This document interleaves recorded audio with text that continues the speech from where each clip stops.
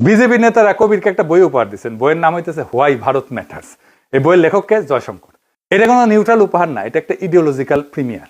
বাংলাদেশের নতুন পররাষ্ট্রনীতি নির্ধারকদের হাতে তুলে দেওয়া হইতেছে ভারতের বিশ্বদৃষ্টি কিভাবে চিন্তা করতে হবে সেটা, এটার গাইড বুক। এখানে বলছে ভারত মানে ইন্ডিয়া না, ভারত মানে একটা সভ্যতা, একটা সিভিলাইজেশন প্রজেক্ট, এবং সেই সভ্যতার অংশ বাংলাদেশ। আমাদের উচিত সেই সভ্যতাকে গ্রহণ করা।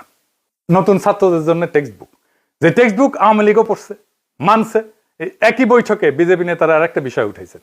তারা বললেন অতীতে বিএনপি সরকারের আমলে ভারত বিরোধী ইনসার্জেন্ট অ্যাক্টিভিটি চলছিল বাংলাদেশ থেকে, এটা ভারতের অভিযোগ। সেই অভিযোগ ভারতের কাছে এখনো আছে। কথাটার মানে কি? এটা একটা সাধারণ স্মৃতিচারণ না, এটা একটা সূক্ষ্ম রিমাইন্ডার। মোটামুটি বাংলায় অনুবাদ করলে যা দাঁড়ায়, তোমাদের পুরনো ফাইল আমাদের কাছে আছে, সঠিকভাবে চললে সেই ফাইল বন্ধ থাকবে, ভুল করলে ফাইল আবার খুলে যাবে। বুঝছাও? বুঝছাও? এটা চাপ, নরম ভাষা কিন্তু পরিষ্কার চাপ। তাদের টেক্সট বুক গ্রহণ করা হইলো, রিমাইন্ডার শোনা হইলো, বৈঠক শেষ হইলো। এই ধরনের বৈঠকের একটা কূটনীতি ভাষার নাম আছে ওরিয়েন্টেশন সেশন। নতুন ছাত্রদের প্রথম দিনের ক্লাস, এনে বলে দেওয়া হয় এই বিশ্ববিদ্যালয়ের নিয়ম কি, কি করতে হবে, কি করা যাবে না, কোন বইটা পড়তে